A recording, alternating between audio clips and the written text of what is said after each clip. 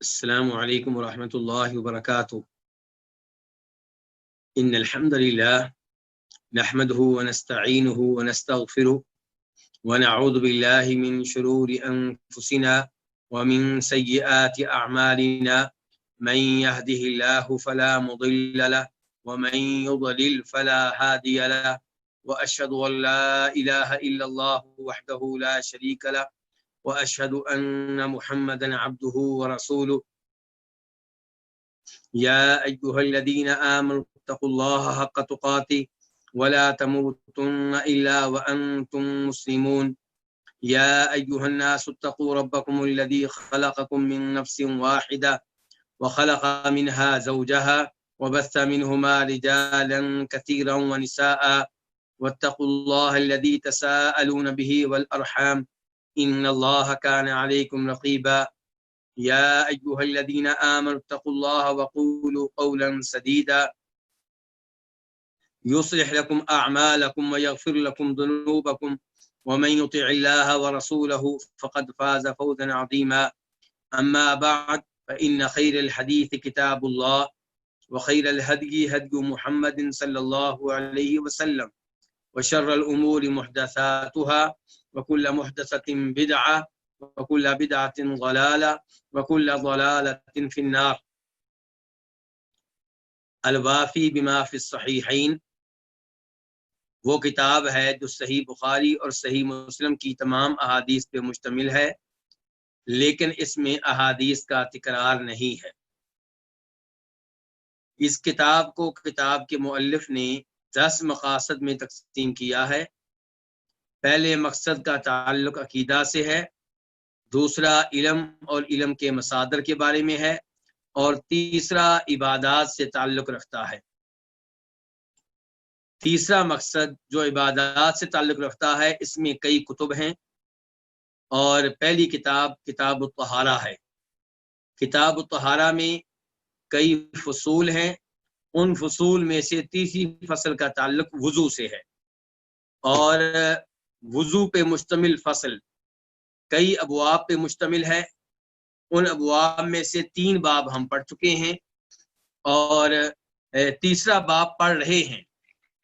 تیسرا باب شروع کر چکے تھے، اور حدیث نمبر 299 یہ ہم پڑھ چکے تھے۔ آج حدیث نمبر 300 سے آغاز کریں گے۔ قاف اس حدیث کے روایت کرنے پہ اتفاق ہے امام بخاری کا اور امام مسلم کا۔ عن حمران مولا عثمان، حمران سے روایت ہے جو کہ جناب عثمان بن عفان رضی اللہ تعالیٰ عنہ کے آزاد کردہ غلام ہیں، حمران بن ابان۔ انہ رآ عثمان بن عفان، حمران کہتے ہیں کہ انہوں نے عثمان بن عفان کو دیکھا۔ عثمان بن عفان کون ہے؟ ہمارے تیسرے خلیفہ راشد۔ ان کا تعلق کس خاندان سے ہے؟ بنی امیہ سے۔ عثمان بن عفان بن ابو العاص بن امیہ، یہ بنو امیہ سے تعلق رکھتے ہیں، اور بنو امیہ سے تعلق رکھنے والے اس عظیم صحابی کو نبی علیہ الصلوۃ والسلام نے یکے بعد دیگرے 2 بیٹیاں نکاح کے لیے دی تھیں۔ یہ عثمان بن عفان دعا بِإِنَاءٍ، ان کے بارے میں حمران کہتے ہیں کہ انہوں نے پانی منگوایا، پانی کا برتن منگوایا۔ دعا بِإِنَاءٍ، پانی کا برتن طلب کیا۔ فَأَفْرَغَ عَلَى كَفَّيْهِ 3 مِرَارٍ فَغَسَلَهُمَا، تو انہوں نے ڈالا عَلَى كَفَّيْهِ، اپنی دونوں ہتھیلیوں پہ کیا ڈالا؟ پانی ڈالا۔ کنہوں نے؟ جناب عثمان نے۔ تو انہوں نے ڈالا، پانی ڈالا اپنی دونوں ہتھیلیوں پہ 3 مرتبہ۔ فغسلہما، تو ان 2 ہتھیلیوں کو دھویا۔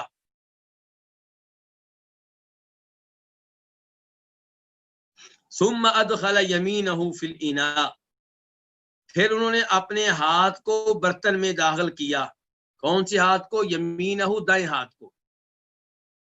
اور یہاں پہ غور کیجئے گا کہ جب ہتھیلیاں دھوئی ہیں، ہاتھ دھوئے ہیں، تب پانی کیسے لیا ہے؟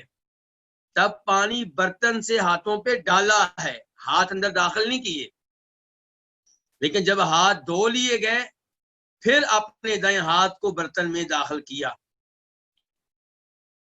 فمضمض، تو کلی کی کس نے؟ جناب عثمان نے. اور کلی کس کو کہتے ہیں؟ پانی کو اپنے منہ میں گھمانا، حرکت دینا. فمضمض، تو انہوں نے کلی کی. واستنشقا، اور ناک میں پانی چڑھایا. ثم غسل وجهه ثلاثا، پھر اپنے چہرے کو 3 دفعہ دھویا.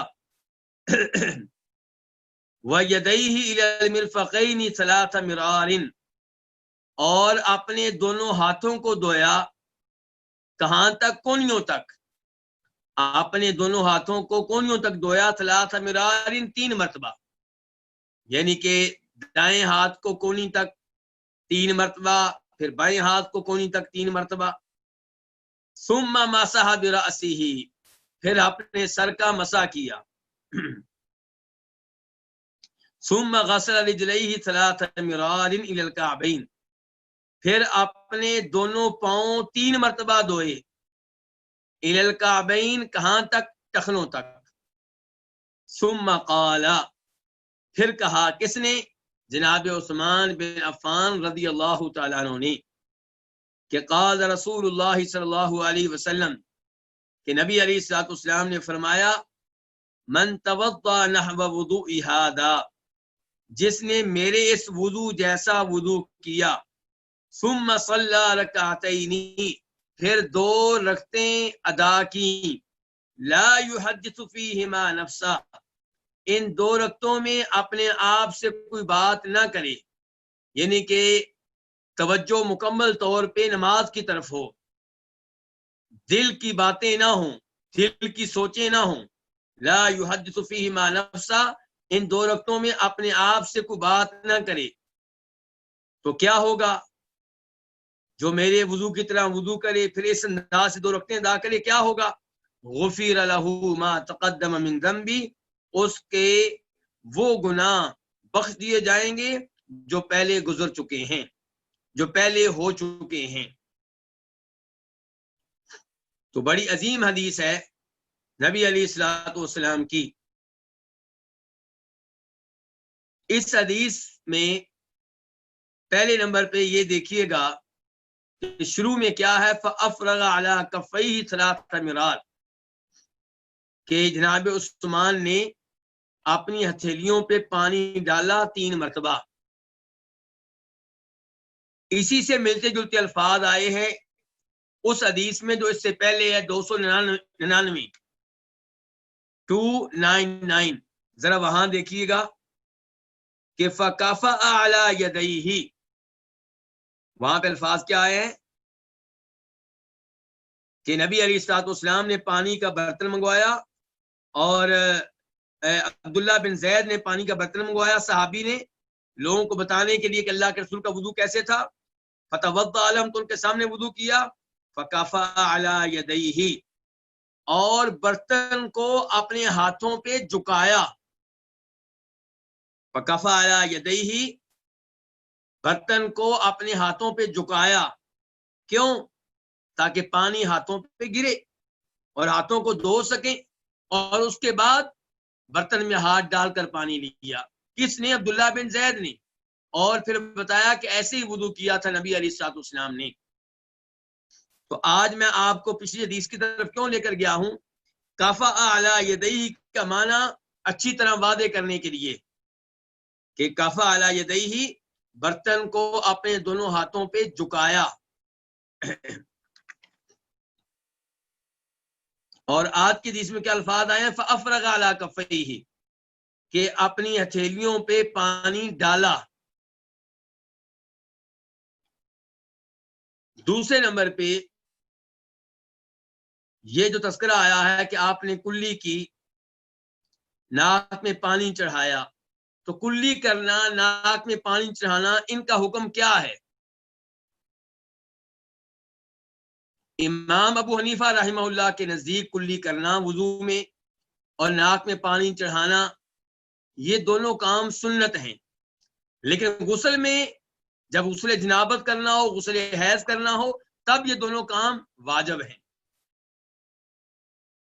لیکن صحیح بات یہ ہے کہ وضو میں یہ دونوں کام سنت نہیں بلکہ سنت سے زیادہ بڑا مقام رکھتے ہیں، اور وہ یہ کہ کلی کرنا بھی واجب اور ناک میں پانی چڑھانا بھی واجب. کیوں؟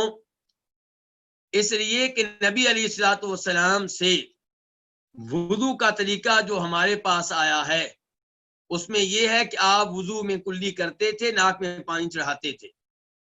دوسرے نمبر پہ صاف صاف حدیث ہے بخاری مسلم کی، آپ فرماتے ہیں اذا توضأ احدکم، جب تم میں سے کوئی وضو کرے، فلیجعل فی انفہ ماء، تو اسے چاہیے کہ اپنے ناک میں پانی ڈالے، ثم لیستنثر، پھر وہ کیا کرے، پھر پانی جاڑے. پہلے ناک میں پانی ڈالے اور پھر جاڑے. اور یہاں پہ آپ نے جو الفاظ استعمال کیے ہیں یہ آرڈر کے الفاظ ہیں، حکم دے رہے ہیں آپ. اور جب آپ کسی چیز کا حکم دیں تو اس پہ عمل کرنا واجب ہوتا ہے، لازمی ہوتا ہے. اس کے علاوہ ایک اور حدیث وبالغ فی الاستنشاق، کہ ناک میں پانی چڑھانے کے معاملے میں مبالغہ کریں، الا ان تکون صائما، مگر یہ کہ آپ روزہ دار ہوں.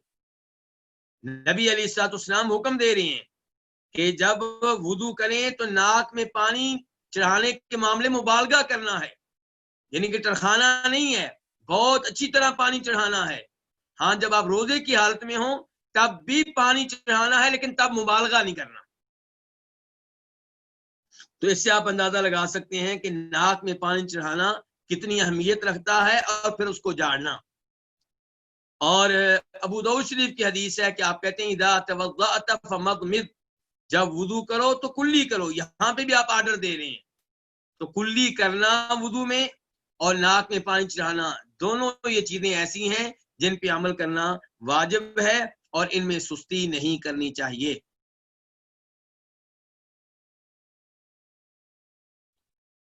تیسرے نمبر پہ اس حدیث کے تعلق سے، اس حدیث میں تذکرہ آیا سر پہ مسح کرنے کا، اور کانوں کے مسح کا تذکرہ نہیں ہے. تو گزارش یہ ہے کہ کانوں کا مسح کرنا بھی نبی علیہ الصلوۃ والسلام سے ثابت ہے.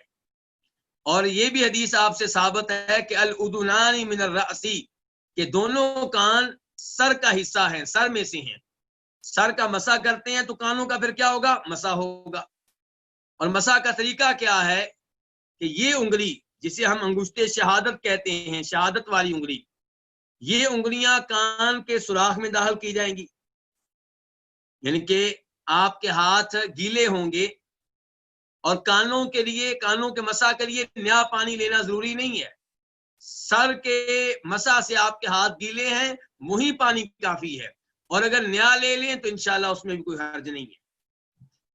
تو اب آپ دونوں انگلیاں کان کے سوراخ میں ڈالیں گے، اور پھر ان انگلیوں کو کان کے جو راستے بنے ہوئے ہیں وہاں پہ پھیرتے آئیں گے حتیٰ کہ آپ کان کے اوپر کے حصے تک پہنچ جائیں گے. اندر سے شروع ہوئے اور ان راستوں پہ ان انگلیوں کو پھیرتے ہوئے آپ کان کے آخری حصے میں پہنچ گئے. اب آپ کیا کریں گے، آپ دونوں انگوٹھوں کے ذریعے کان کے باہر کے حصے کا مسح کریں گے ایسے. مجھے امید ہے کہ کان کے مسح کا معاملہ واضح ہو چکا ہوگا. تو یہ 3-4 مسائل تھے جن کا تعلق اس حدیث سے تھا، حدیث نمبر 300 سے.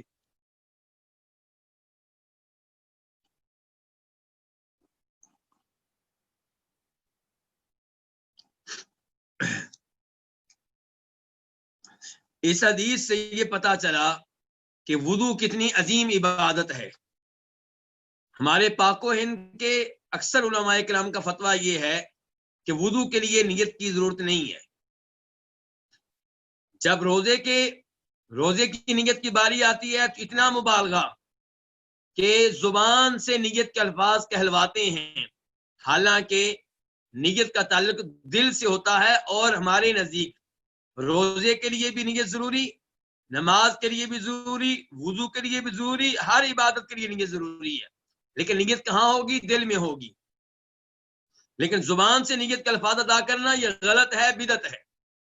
لیکن کئی علماء کرام جو نماز کے معاملے میں نیت کے الفاظ زبان سے ادا کرواتے ہیں، روزے کی نیت کے الفاظ زبان سے ادا کرواتے ہیں، وضو کی باری آتی کہتے ہیں نیت کی ضرورت ہی نہیں ہے۔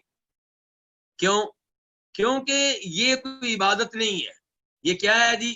کہتے ہیں یہ تو نماز کے لیے ایک وسیلہ ہے، ایک ذریعہ ہے، یہ باقاعدہ عبادت نہیں ہے۔ لیکن نبی علیہ الصلوۃ والسلام کی بہت سی احادیث سے پتہ چلتا ہے کہ وضو باقاعدہ عبادت ہے۔ اللہ کے رسول علیہ الصلوۃ والسلام رات کو سونے سے پہلے بھی وضو کیا کرتے تھے۔ وہ کیوں تھا؟ نماز کے لیے تو نہیں تھا۔ اس کا مطلب ہے وضو اپنی جگہ پہ مستقل عبادت ہے، اور آپ نے وضو کے بہت سے فضائل بتائے ہیں، اور یہاں پہ یہ فضیلت ہے کہ جو میرے وضو کی طرح وضو کرے، پھر 2 رکعتیں ادا کرے، اور 2 رکعتیں توجہ سے خشوع و خضوع سے ادا کرے، اس کے گزشتہ گناہ معاف ہو جائیں گے۔ تو خوشخبری ہے ان کے لیے جو نمازیں پڑھتے ہیں اور نماز سے پہلے وضو کرتے ہیں کہ بار بار وضو کرتے ہیں، بار بار گناہ معاف ہوتے ہیں۔ اس کے بعد حدیث نمبر 301 اس حدیث کو روایت کرنے والے امام کون ہیں؟ امام بخاری۔ عن ابن عباس قال توضأ النبی صلی اللہ علیہ وسلم مرتن۔ جناب عبداللہ ابن عباس رضی اللہ عنہما سے روایت ہے، کہتے ہیں کہ نبی صلی اللہ علیہ وسلم نے ایک ایک بار وضو کیا، ایک ایک بار وضو کے اعضاء کو دھویا۔ اب تک ہم پڑھ رہے تھے 3 بار دھونا، اور اس حدیث میں کیا آیا کہ آپ نے ایک ایک دفعہ بھی وضو کے اعضاء دھوئے ہیں، اور یہ وضو بالکل ٹھیک ہے۔ شرط یہ ہے کہ اعضائے وضو میں سے کوئی ایسا نہ ہو جو اپنی جگہ پہ تر نہ ہو اور خشک رہ جائے۔ سر کا مسا ہوگا، باقی جو اعضاء ہیں ان میں خشکی نہ رہے۔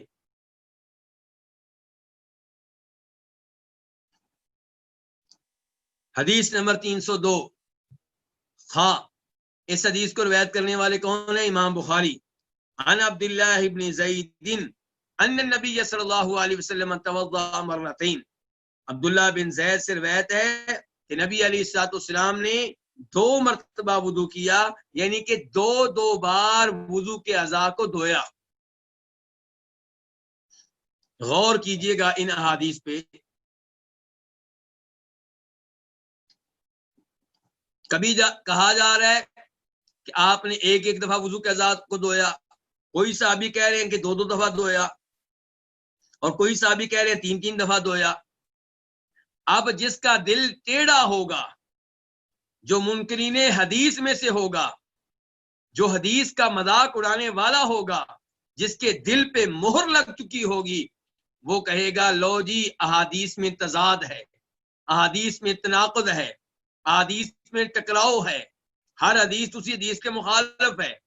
اور جس کو اللہ تعالیٰ نے ہدایت دے رکھی ہوگی، جس کے دل کو اللہ نے نبی علیہ الصلوۃ والسلام کی احادیث کی محبت سے معمور کر رکھا ہوگا، وہ کیا کہے گا؟ وہ کہے گا جس صحابی نے کہا ہے کہ آپ نے اعضائے وضو کو ایک ایک مرتبہ دھویا، اس نے بھی صحیح کہا۔ جو کہہ رہے ہیں کہ 2 مرتبہ دھویا، اس نے بھی صحیح کہا۔ اور جو کہہ رہے ہیں 3 مرتبہ دھویا، اس نے بھی صحیح کہا، کیونکہ اللہ کے رسول نے وضو کو ایک دفعہ نہیں کیا۔ 23 سال تو آپ نے بطور نبی زندگی گزاری ہے۔ 23 سال میں کتنی دفعہ نمازیں پڑھتے رہے؟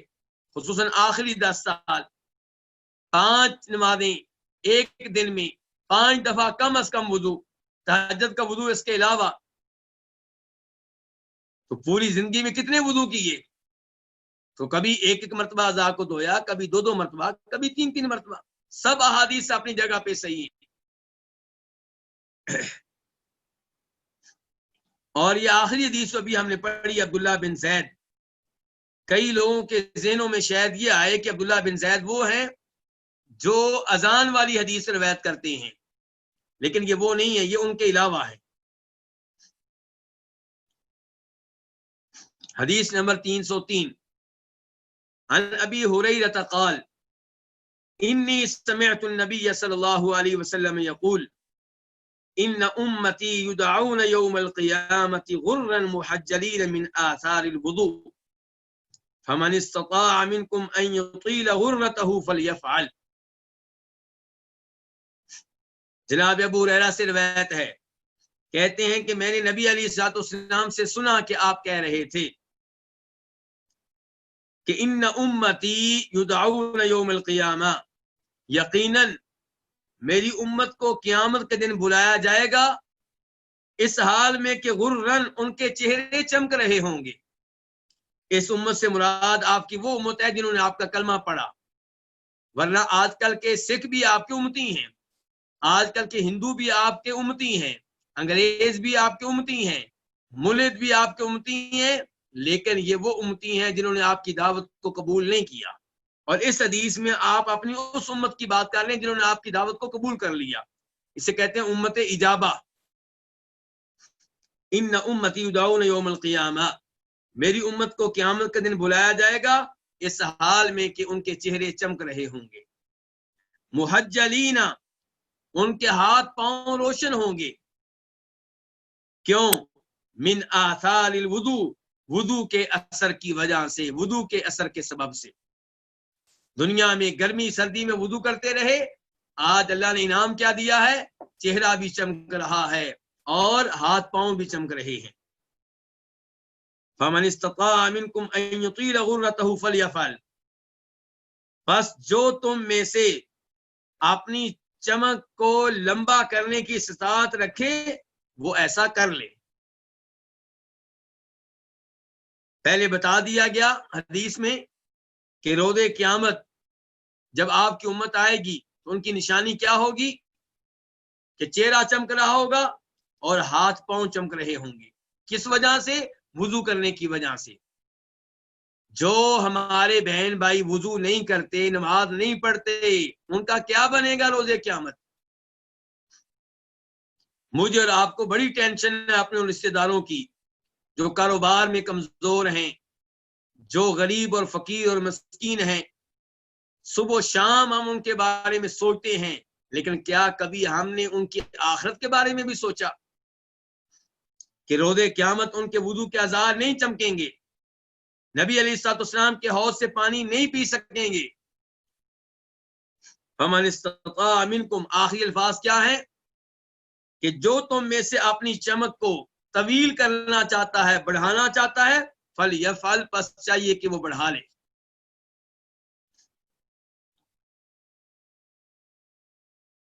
یہ جو آخری جملہ ہے، کیا یہ نبی علیہ الصلوۃ والسلام کے الفاظ ہیں؟ اکثر علماء کرام کا موقف یہ ہے کہ یہ آخری جملہ آپ کے الفاظ نہیں ہیں، جناب ابو ہریرہ کے الفاظ ہیں جنہوں نے یہ حدیث اللہ کے رسول سے نقل کی ہے. کہتے ہیں کہ اللہ کے رسول نے فرمایا، ابو ہریرہ کہتے ہیں اللہ کے رسول نے فرمایا کہ میرے امتی قیامت کے دن آئیں گے، چہرے چمک رہے ہوں گے، ہاتھ پاؤں چمک رہے ہوں گے وضو کے اثر کی وجہ سے. یہ الفاظ ہوئے اللہ کے رسول کے. اس کے بعد ابو ہریرہ تبصرہ کرتے ہیں اس حدیث کے اوپر کہ تم میں سے جو چاہتا ہے کہ اپنی چمک کو بڑھائے وہ بڑھا لے. چنانچہ جناب ابو ہریرہ جب وضو کرتے تھے کیا کرتے تھے؟ بازو کو دھونے کی باری آتی تو کندھوں تک پہنچ جاتے تاکہ چمک بڑھ جائے، روز قیامت پورا ہی ہاتھ چمک رہا ہو. اور پاؤں کو دھونے کی باری آتی تو گھٹنوں تک پہنچ جاتے.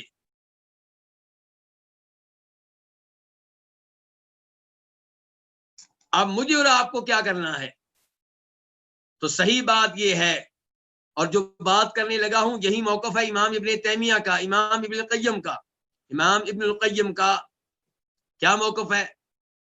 کہ وضو اتنا ہی کرنا ہے جتنا نبی علیہ الصلوۃ والسلام نے سکھایا. بازو دھونے ہیں تو کونیوں تک، کونی سے تھوڑا سا آگے بڑھ جائے تو انشاءاللہ اس میں مسئلہ نہیں ہے، لیکن کندھوں تک ایسا نہیں کرنا. کیوں؟ کیونکہ نبی علیہ الصلوۃ والسلام سے ثابت نہیں ہے، کیونکہ قرآن نے یہ نہیں کہا. جہاں تک تعلق ہے جناب ابو ہریرہ کا، یہ ان کا اجتہاد ہے. اس کے پیچھے کوئی دلیل نہیں ہے. اور یہی صورتحال ہے پاؤں کی. پاؤں کہاں تک دھونے ہیں؟ ٹخنوں تک. تھوڑے سے آگے بڑھ جائیں تو انشاءاللہ مسئلہ نہیں ہے، لیکن گھٹنوں تک جانا یہ نبی علیہ الصلوۃ والسلام سے ثابت نہیں ہے. جناب ابو ہریرہ کا جو عمل ہے وہ ان کا اجتہادی معاملہ ہے، ان کی ذاتی رائے ہے، اور شریعت وہ ہے جو اللہ کے رسول علیہ الصلوۃ والسلام دے کر گئے ہیں.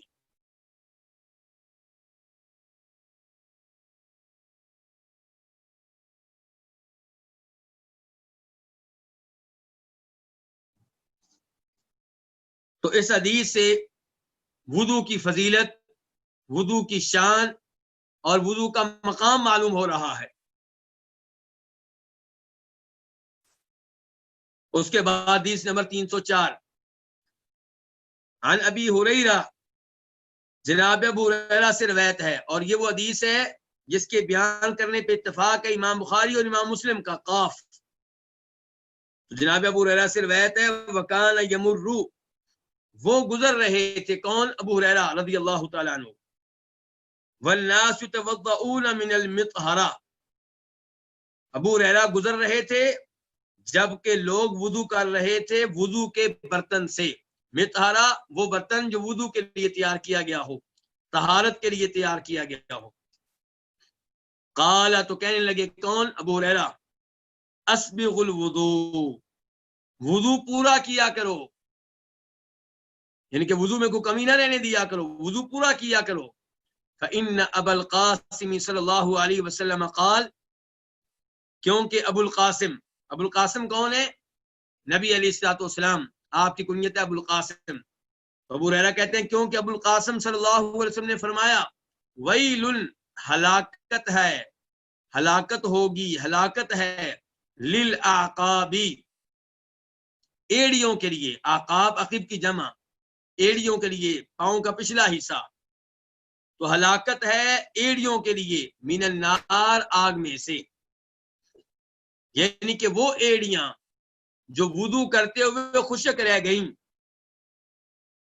ان کے لیے ہلاکت ہے جہنم میں سے، جہنم کی آگ ان تک پہنچے گی. تو اس میں شدید وعید ہے ان کے لیے جو وضو کے معاملے میں سستی کرتے ہیں، کوتاہی کرتے ہیں، لاپرواہی کرتے ہیں. اور آج کل بھی ایسے لوگ آپ کو مل جائیں گے جن کے پاؤں کا پچھلا حصہ خشک ہوتا ہے. تو اللہ کے رسول علیہ السلام نے کیا فرمایا؟ ویل للعقاب من النار، ہلاکت ہے ان ایڑیوں کے لیے، یعنی کہ جو ایڑیاں خشک رہتی ہیں. کہاں سے ہلاکت ہے؟ جہنم کی آگ میں سے. اچھا، یہ ہلاکت ہے ان کے لیے جو وضو میں سستی کر گئے. تو جو وضو کرتے ہی نہیں تھے، نمازیں پڑھتے ہی نہیں تھے، ان کا کیا بنے گا؟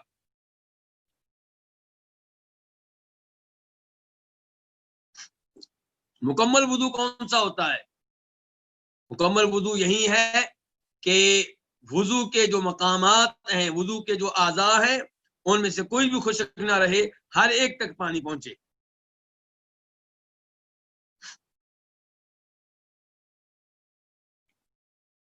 اور یہاں پہ دیکھیے لوگ وضو کر رہے ہیں اور جناب ابو ہریرہ انہیں وارننگ دے رہے ہیں اور یہ حدیث سنا رہے ہیں. تو اس سے پتہ چلا انسان کو وقتاً فوقتاً تبلیغ کرتے رہنا چاہیے، لوگوں کی اصلاح کرتے رہنا چاہیے، لوگوں تک آپ کی احادیث کو پہنچاتے رہنا چاہیے صلی اللہ علیہ وسلم.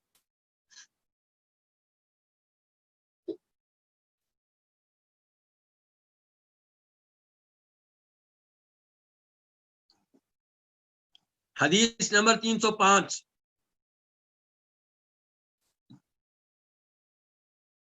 میم. اس حدیث کو روایت کرنے والے کون ہیں؟ امام مسلم. عن عمر بن الخطاب ان رجلا توضأ فترك موضع ظفر على قدمه فأبصره النبي صلى الله عليه وسلم فقال ارجع فأحسن وضوءك فرجع ثم صلى. جناب عمر بن خطاب سے روایت ہے کہ ایک آدمی نے وضو کیا تو اس نے ناخن کے برابر جگہ اپنے پاؤں پہ چھوڑ دی، یعنی کہ وہاں پانی نہیں پہنچایا.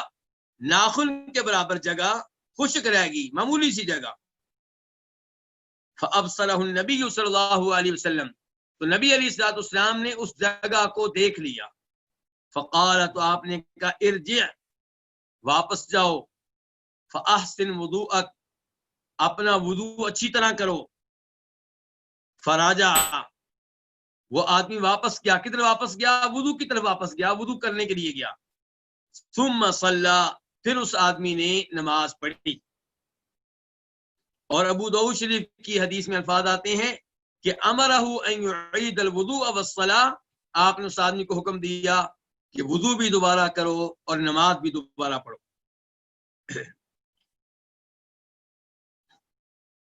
اس حدیث سے کیا پتا چلا کہ وضو کے معاملے میں شدید احتیاط کی ضرورت ہے۔ ناخن کے برابر بھی جگہ رہ گئی تو وضو نہیں ہوگا، وضو نہیں ہوگا تو نماز نہیں ہوگا۔ دوسرے نمبر پہ معلم کو چاہیے، مدرس کو چاہیے، عالم دین کو چاہیے، سمجھدار لوگوں کو چاہیے کہ جو لوگ ان کے دائیں بائیں رہتے ہیں ان کی اصلاح کرتے رہیں، ان کی تربیت کرتے رہیں، انہیں احادیث سناتے رہیں، جیسا کہ نبی علیہ الصلوۃ والسلام نے یہاں پہ کیا۔ اور اس سے یہ بھی پتا چلا کہ جب آپ کے پاؤں کا کچھ حصہ خشک رہ گیا، بعد میں آپ کو پتا چلا، تو اب آپ کیا کریں گے؟ سارا وضو دوبارہ کریں گے۔ آپ نے یہ نہیں کہا کہ جاؤ اور یہ اتنی جگہ گیلی کر لو، آپ نے کہا فاحسن وضوءک، اپنا وضو اچھی طرح کرو۔ البتہ اگر پاؤں کا کوئی حصہ آپ کو پتا چلا کہ خشک رہ گیا ہے اور آپ کے وضو کے اعضاء بھی گیلے ہیں، تو پھر اتنا حصہ گیلا کر لینا کافی ہوگا۔ لیکن جب وضو کیے ہوئے چند منٹ گزر چکے ہوں، وضو کے اعضاء خشک ہو چکے ہوں، اب جب غلطی کا پتہ چلے تو اب سارا وضو دوبارہ کیا جائے گا۔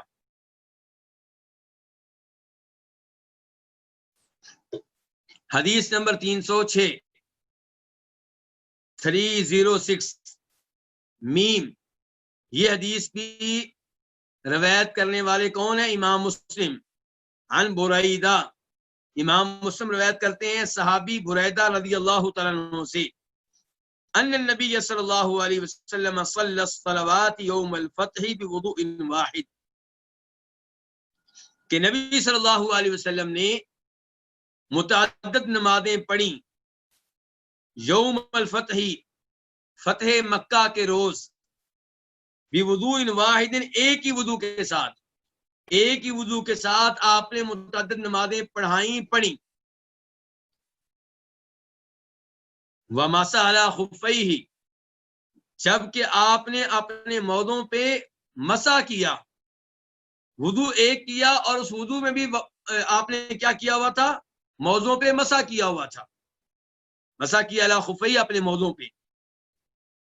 فقال له عمر، تو آپ سے جناب عمر فاروق نے کہا لقد صنعت اليوم شيئا لم تكن تصنعه، آپ نے آج وہ کچھ کیا ہے جو آپ پہلے نہیں کیا کرتے تھے، یعنی کہ ایک ہی وضو کے ساتھ اتنی نمازیں آپ نے پڑھی ہیں، یہ کام آج آپ نے کیا ہے، پہلے آپ نہیں کرتے تھے۔ گویا کہ جناب عمر فاروق جاننا چاہتے ہیں اس میں کیا حکمت ہے، ہمیں بھی علم دیں۔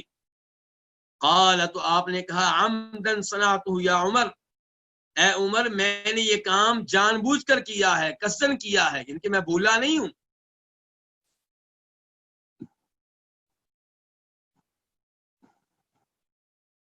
اس حدیث سے ایک تو یہ مسئلہ معلوم ہوا کہ موضوع پہ مسح کرنا بالکل ٹھیک ہے، جبکہ موزے آپ نے وضو کی ہاتھ میں پہنے ہوں، وضو ہوں، جب آپ نے موزے پہنے ہوں تو بعد میں جب وضو ٹوٹے گا تو آپ نیا وضو کریں گے اور پاؤں نہیں دھوئیں گے، بلکہ پاؤں پہ مسح کر لینا کافی ہوگا، کیونکہ آپ نے پاؤں پہ موزے پہن رکھے ہیں۔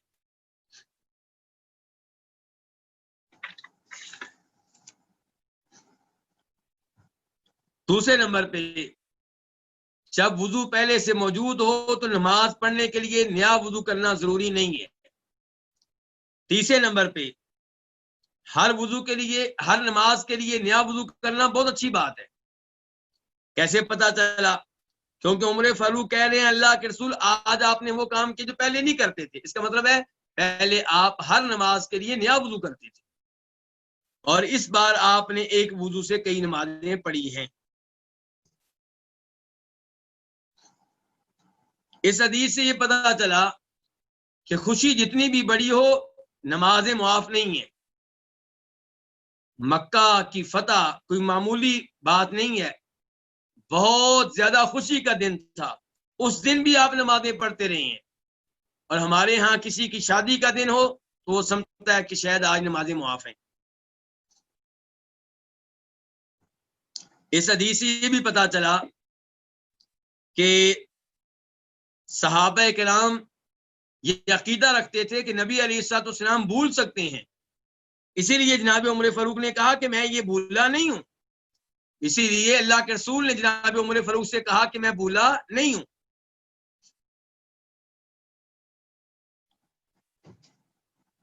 بعد والے باب کی طرف منتقل ہونے سے پہلے آپ کی توجہ اس جانب بھی مبذول کروانا چاہوں گا کہ ایک گمراہ فرقہ موجود ہے پاک و ہند میں. یہ لوگ جب وضو کرتے ہیں تو پاؤں پہ مسح کرتے ہیں جبکہ پاؤں ننگے ہوتے ہیں. اور صورتحال یہ ہے کہ نبی علیہ الصلوۃ والسلام صحابہ کرام سے کہہ رہے ہیں کہ اگر ایڑی میں کوئی جگہ خشک رہ گئی تو ایسی ایڑیوں کے لیے کیا ہے؟ جہنم کی آگ ہے. اور جو پورا پاؤں نہیں دھوتے ان کا کیا بنے گا؟ اس کے بعد میری مائیں بہنیں جب میک اپ کرتی ہیں تو کیا ہوتا ہے؟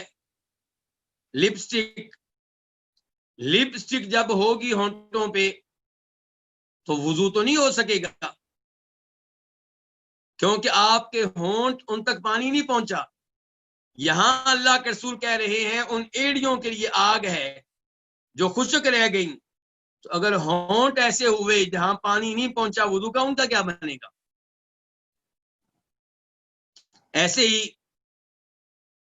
پاؤڈر یا اس قسم کی چیزیں جو چہرے پہ لگائی گئی ہوتی ہیں جن کی کئی تہیں ہوتی ہیں اور اتنی بڑی تہ ہوتی ہے کہ پانی چہرے تک نہیں پہنچتا، ایسی عورتیں یا تو وضو کرتی نہیں، نماز پڑھتی نہیں، اور جو وضو کرتی ہیں ان کا وضو کیسے ہوگا؟ ایسے ہی ناخن پالش، جب وہ پالش لگائی جائے گی ناخنوں پہ تو وضو کیسے ہوگا؟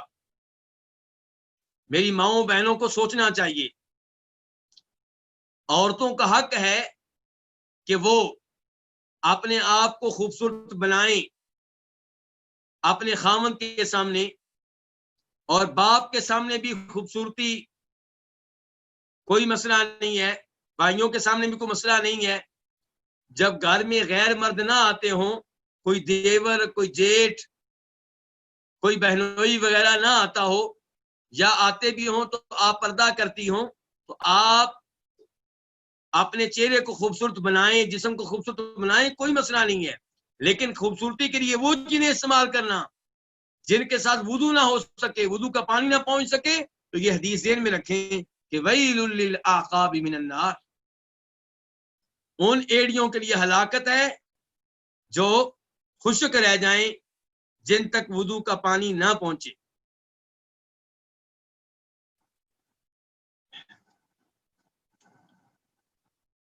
باب نمبر 4،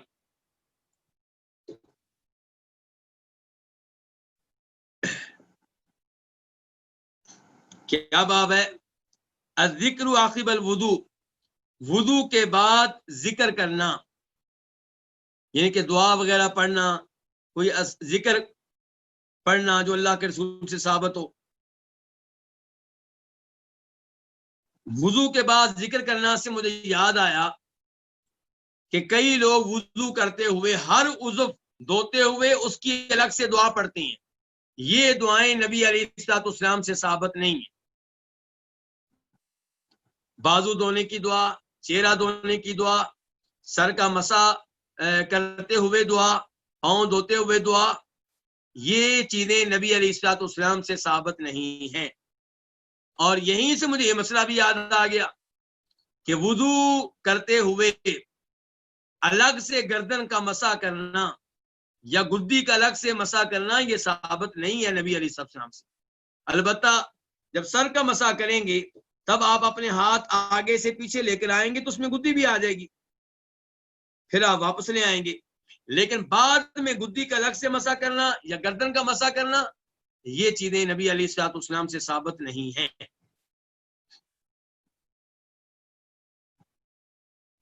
تو باب نمبر 4 کیا ہے؟ الذکر عقب الوضو، وضو کے بعد ذکر کرنا۔ عن عقبہ بن عامر، عقبہ بن عامر جوہنی رضی اللہ تعالی عنہ سے روایت ہے، قال وہ کہتے ہیں کانت علینا رعایت الابل، ہمارے ذمے اونٹ چرانے تھے۔ کیا مطلب ہمارے ذمے اونٹ چرانے تھے؟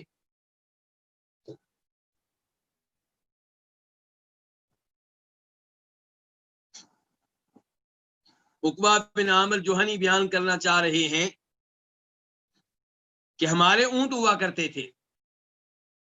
اب بجائے اس کے کہ ہر آدمی اپنا اونٹ چرانے کے لیے دھوپ میں جائے، جنگل میں جائے، صحرا میں جائے، ہم کیا کرتے تھے؟ کسی ایک یا دو آدمی کی ڈیوٹی لگا دیتے کہ آج تمہارا نمبر ہے، تم نے سب کے اونٹ چرانے ہیں۔ سب سے مراد پورا مدینہ نہیں، سب سے مراد 10 دوست، 20 دوست، 30 دوست۔ تو آج 2 آدمی اونٹ چرائیں گے، باقی اپنے دیگر کام کریں گے۔ کل کسی اور کا نمبر ہوگا، پرسوں کسی اور کا نمبر ہوگا۔ تو یہ ترتیب تھی صحابہ کرام کے بیچ میں۔ عقبہ بن عامر کہتے ہیں کہ کانت علینا رعایت الابل، ہمارے ذمے تھا اونٹوں کو چرانا۔ فجاءت نوبتی، تو میری باری آئی۔ فروحتها بعشی، تو میں ان اونٹوں کو چلا کر شام کے وقت واپس لے کر آیا۔ فأدرکت رسول اللہ صلی اللہ علیہ وسلم قائما یحدث الناس، تو میں نے نبی علیہ الصلوۃ والسلام کو اس حال میں پایا کہ آپ کھڑے تھے، لوگوں کو حدیثیں بتا رہے تھے، لوگوں کو واعظ کر رہے تھے، لوگوں سے گفتگو کر رہے تھے۔ فأدرکت من قوله، تو میں نے آپ کے خطبہ میں سے، آپ کی گفتگو میں سے یہ چیز پائی، یہ گفتگو سنی۔ باقی تو میں نہیں سن سکا، ظاہر ہے کہ میں لیٹ آیا تھا۔ عقبہ بن عامر جوہنی کہتے ہیں تو کیا چیز میں نے پائی کہ آپ کہہ رہے تھے ما من مسلم یتوضا، کوئی مسلمان ایسا نہیں ہے کہ وہ وضو کرے، فیحسن وضوءہ، تو اپنا وضو اچھی طریقے سے کرے، اچھی طرح کرے، ثم یقوم، پھر کھڑا ہو، فیصلی رکعتین، تو 2 رکعتیں ادا کرے، مقبل علیہما بقلبہ ووجہہ، ان کی جانب توجہ کرنے والا ہو۔ کن کی جانب؟ 2 رکعتوں کی جانب، 2 رکعتیں پڑھنے والا ہو، دل کے ساتھ اور چہرے کے ساتھ متوجہ ہو کر، چہرے کا رخ بھی نماز کی طرف ہو، دائیں بائیں نہ دیکھ رہا ہو، اور دل کی سوچیں اور خیالات بھی نماز کے ساتھ ہوں، 2 رکعتوں کے ساتھ ہوں، دنیا داری میں دل نہ لگا ہوا ہو، بیگم کی توجہ، اولاد کی، دل کی توجہ اولاد کی طرف نہ ہو، بیگم کی طرف نہ ہو، بلکہ نماز کی طرف ہو۔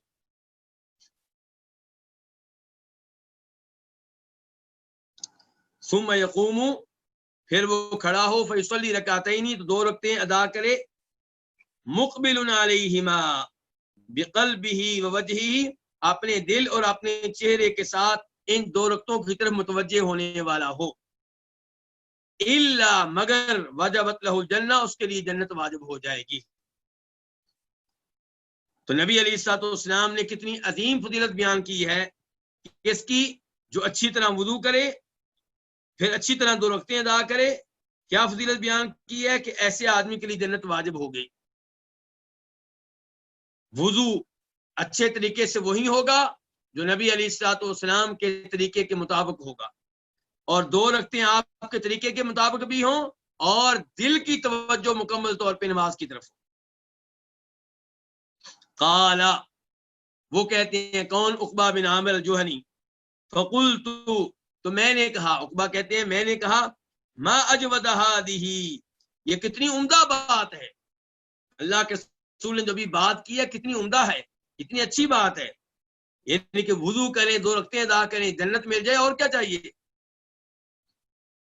فَإِذَا قَائِلٌ بَيْنَ يَدَيَّ يَقُولُ، تو اچانک ایک کہنے والا جو میرے سامنے تھا وہ کہہ رہا ہے، الَّتِي قَبْلَهَا أَجْوَدُ، جو بات اس سے پہلے آپ نے کی ہے وہ اس سے بھی زیادہ عمدہ ہے جو تو نے سنی ہے. عقبہ بن عامر کہتے ہیں میرے سامنے کوئی آدمی ہے، وہ کیا کہہ رہا ہے کہ تم اس بات کو پسند کر رہے ہو، جبکہ اللہ کے رسول نے جو اس سے پہلے بات کی ہے وہ اس سے بھی زیادہ اچھی تھی، اس سے بھی زیادہ عمدہ تھی. فنظرت، عقبہ بن عامر کہتے ہیں کہ میں نے اس آدمی کی طرف دیکھا. فاذا عمر، تو اچانک وہ کون تھے؟ وہ عمر فاروق تھے رضی اللہ تعالی عنہ. قال، عمر فاروق کہنے لگے، انی قد رأیتک جئت آنفا، یقیناً میں نے تمہیں دیکھا ہے کہ تم ابھی ابھی آئے ہو، یعنی کہ تم چونکہ ابھی ابھی آئے ہو اس لیے میں کہہ رہا ہوں کہ جو بات اللہ کے رسول نے اس سے پہلے کی تھی وہ اس سے بھی اعلیٰ، اس سے بھی عمدہ تھی. وہ کیا بات تھی؟ قال، آپ نے کہا، ما منکم من احد یتوضأ، تم میں سے کوئی ایسا نہیں ہے جو وضو کرے، فیبلغ او فیسبغ الوضو، تو وضو مکمل طور پہ کرے، پورے طور پہ کرے. یبلغ یسبغ کا معنی ایک ہی ہے، درمیان میں او ہے، یعنی کہ راوی کو شک ہو گیا ہے کہ لفظ نبی علیہ الصلوۃ والسلام نے یبلغ کا استعمال کیا تھا یا یسبغ کا، معنی برابر دونوں کا ہی ایک ہے. تو کیا کہہ رہے ہیں آپ؟ تم میں سے کوئی ایسا نہیں ہے جو وضو کرے تو اچھی طرح مکمل طور پہ وضو کرے. ثم یقول، پھر کہے، اشہد ان لا الہ الا اللہ وان محمد عبد اللہ ورسولہ الا فتحت له ابواب الجنۃ الثمانیہ. جو وضو کے بعد یہ الفاظ کہے گا اس کے لیے جنت کے 8 دروازے کھول دیے جائیں گے. یدخل، وہ داخل ہوگا، من ایہا شاء، ان دروازوں میں سے جس سے چاہے گا.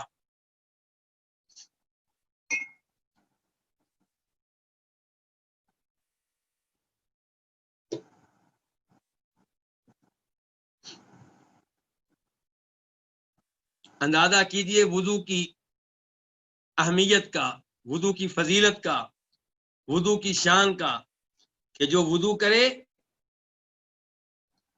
اور مکمل وضو کرے، ترخائے نہیں، عمدہ طریقے سے وضو کرے، اس کے بعد یہ الفاظ کہے، اشہد ان لا الہ الا اللہ، کہ میں گواہی دیتا ہوں کہ اللہ کے علاوہ کوئی معبود برحق نہیں،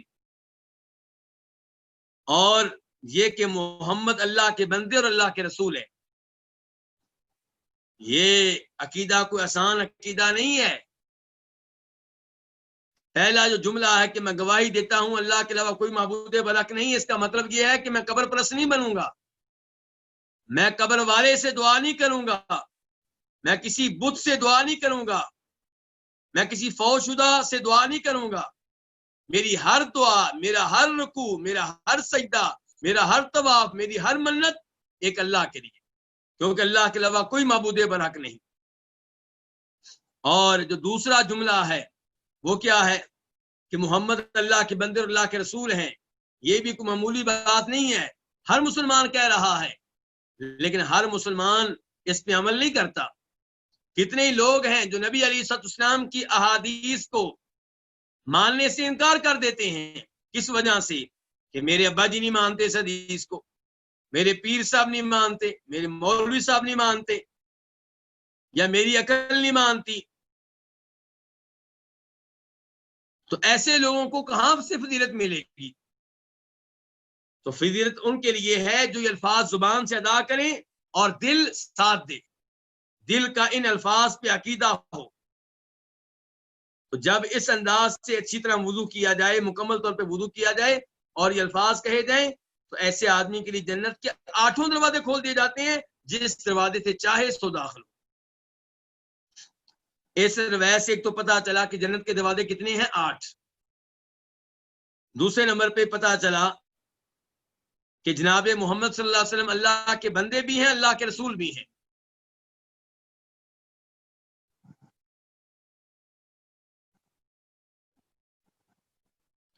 اور توحید کی اہمیت کا پتہ چلا، رسالت پہ ایمان لانے کی قدر و قیمت کا پتہ چلا، اور یہ پتہ چلا کہ صحابہ کرام نبی علیہ السلام کی گفتگو کتنے دھیان اور توجہ سے سنا کرتے تھے.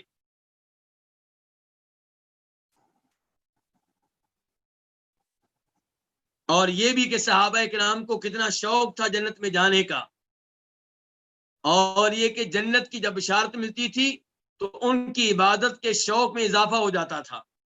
افسوس سے کہنا پڑتا ہے پاک و ہند میں آج بہت سے لوگ ایسے ہیں جنہوں نے یہ عقیدہ بنا لیا کہ ہم اللہ کی عبادت کریں گے جنت لینے کے لیے نہیں. وہ کہتے ہیں جی جنت لینے کے لیے عبادت کریں گے، یہ تو خود غرضی ہو گئی. ہم اللہ کی عبادت کریں گے کیوں؟ اللہ سے محبت کے طور پہ، ہمیں اللہ سے کچھ نہیں چاہیے.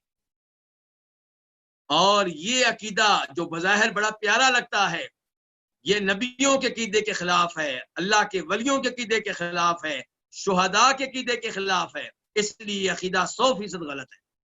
اللہ تعالیٰ خود ترغیب دیتے ہیں بار بار کہ یہ کام کرو گے میں جنت دوں گا، یہ کام کرو گے تو میں تمہیں جہنم میں پھینک دوں گا. اس کا مطلب اللہ چاہتے ہیں کہ میرے بندے میری جنت کا شوق رکھیں، میری محبت میں بھی عبادت کریں، میری جنت کے شوق میں بھی عبادت کریں، اور میری جہنم سے بچنے کے لیے بھی عبادت کریں.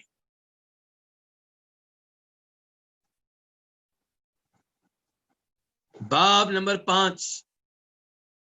باب کیا ہے؟ باب غسل الوجہ والیدین عند الاستيقاظ. بیدار ہوتے وقت چہرہ اور دونوں ہاتھ دھونا.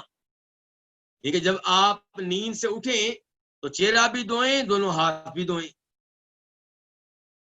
حدیث نمبر 308 میم. اس حدیث کو روایت کرنے والے کون ہیں؟ امام مسلم. عن ابی ہریرہ ان النبی صلی اللہ علیہ وسلم قال. جناب ابو ہریرہ سے روایت ہے کہ نبی علیہ السلام نے فرمایا اذا استيقظ احدكم من نومه، جب تم میں سے کوئی اپنی نیند سے بیدار ہو، فلا يغمس يده في الاناء، تو وہ اپنا ہاتھ برتن میں نہ ڈالے، برتن میں داخل نہ کرے، حتى يغسلها ثلاثا، یہاں تک کہ اس ہاتھ کو 3 مرتبہ دھو لے. آپ نیند سے اٹھے ہیں اور زمانہ وہ ہے، علاقہ وہ ہے جہاں پانی برتنوں میں ہوتا ہے. ایسا نہیں ہے کہ آپ ہاتھ گھمائیں گے اور پانی نکلنا شروع ہو جائے گا، بلکہ برتن میں ہاتھ ڈالیں گے پھر پانی لیں گے. جب یہ صورتحال ہو تو اللہ کے رسول فرماتے ہیں کہ جب تم اس کو اپنی نیند سے بیدار ہو تو اپنا ہاتھ برتن میں نہ داخل کرے یہاں تک کہ ہاتھ کو 3 مرتبہ دھو لے. کیوں؟ فَإِنَّهُ لَا يَدْرِي، کیونکہ وہ نہیں جانتا کہ أَيْنَ بَاتَتْ يَدُهُ، کہ اس کے ہاتھ نے رات کہاں گزاری ہے. ہو سکتا ہے ہاتھ شرمگاہ تک پہنچا ہو، خصوصاً اس زمانے میں جب لباس شلوار قمیض نہیں تھا. لباس کیا تھا؟ چادر. اب چادر آگے سے کھلی ہوتی ہے تو ہو سکتا ہے کہ سونے والے کو خارج کی حاجت محسوس ہو تو شرمگاہ پہ خارج کرے، اگلی شرمگاہ پہ، پچھلی شرمگاہ پہ، اور ہاتھ پلید ہو جائے. اس لیے بھی پلید ہونے کا امکان ہے کہ سونے والے نے ہو سکتا ہے پانی کی بجائے پتھر استعمال کیے ہوں، ڈھیلے استعمال کیے ہوں. تو ان حالات میں نبی علیہ السلام یہ آرڈر جاری کر رہے ہیں کہ برتن میں ہاتھ نہیں ڈالنے جب تک کہ آپ برتن کو 3 دفعہ دھو نہ لیں، جب تک کہ آپ ہاتھوں کو 3 مرتبہ دھو نہ لیں. ہاتھوں کو 3 مرتبہ دھوئیں پھر آپ برتن میں ڈالیں، اس سے پہلے نہ ڈالیں.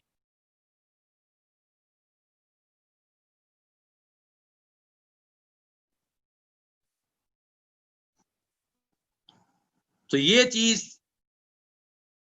وضو سے تعلق نہیں رکھتی، اس کا تعلق نیند سے ہے. جب بھی آپ بیدار ہوں گے اور پانی استعمال کرنے لگیں گے تو برتن میں براہ راست ہاتھ نہیں ڈالنا، پہلے ہاتھوں کو دھونا ہے، اس کے بعد بے شک آپ ڈال لیں۔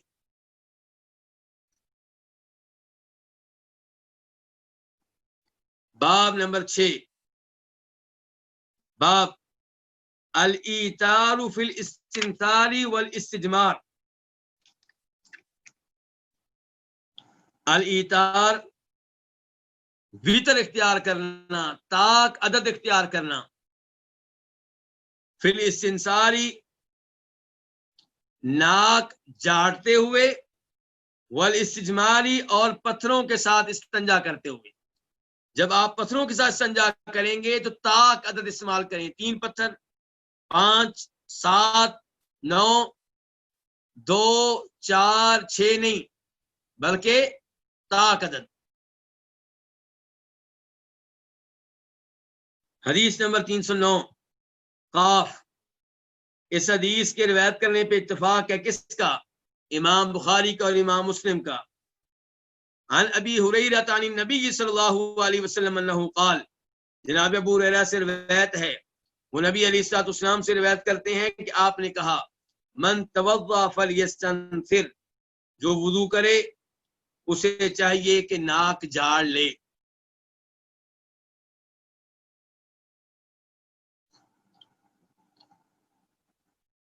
یعنی کہ ناک میں پہلے پانی چڑھائے گا پھر ناک کو جاڑے گا، اور جب آپ سو کر اٹھے ہوں تب خصوصی طور پہ ناک کو جاڑنے کا اہتمام کریں، کیونکہ نبی علیہ الصلوۃ والسلام ایک دوسری حدیث میں ارشاد فرماتے ہیں کہ شیطان انسان کے نتنے میں رات گزارتا ہے،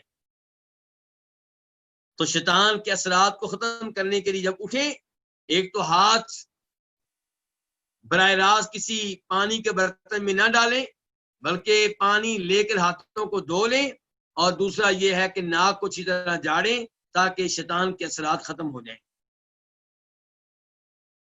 تو اس حدیث میں آپ کہہ رہے ہیں من توضأ فلیستنثر، جو وضو کرے تو وہ اپنے ناک کو اچھی طرح جاڑے، ومن استجمر فلیوتر، اور جو استنجا پتھروں کے ساتھ کرے فلیوتر، وہ طاق عدد میں کرے۔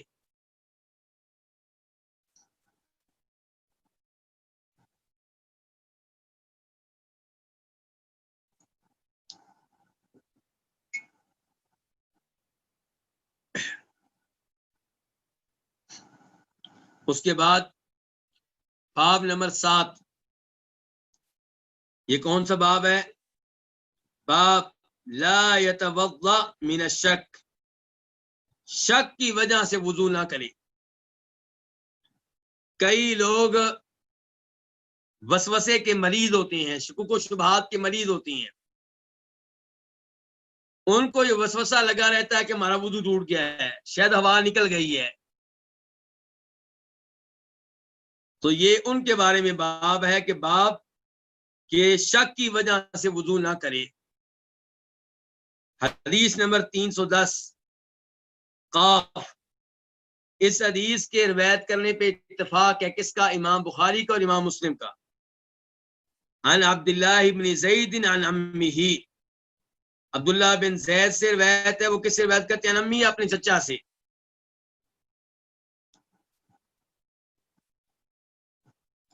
یہاں مجھے لگتا ہے واللہ تعالی اعلم کہ اس کتاب الوافی کے رائٹر شیخ صالح شامی سے، یا جس نے یہ کتاب پرنٹ کی ہے اس سے کچھ غلطی ہو گئی ہے۔ یہاں پہ حدیث نمبر 310 کی بات کر رہے ہیں، یہاں پہ کیا لکھا ہوا ہے کہ عبداللہ بن زید سے روایت ہے اور وہ اپنے چچا سے روایت کرتے ہیں، جبکہ بخاری مسلم میں نے چیک کیا ہے، وہاں پہ ہے کہ عباد بن تمیم سے روایت ہے، عبداللہ بن زید سے نہیں، عباد بن تمیم سے روایت ہے، اور وہ اپنے چچا سے روایت کرتے ہیں، اور وہ چچا کون ہے؟ یہ عبداللہ بن زید۔ تو روایت عباد بن تمیم سے ہے اور وہ اپنے چچا سے روایت کرتی ہیں، چچا کون ہے؟ عبداللہ بن زید۔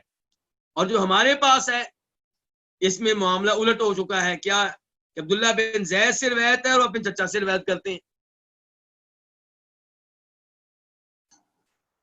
اور یہیں سے مجھے ایک بات یاد آئی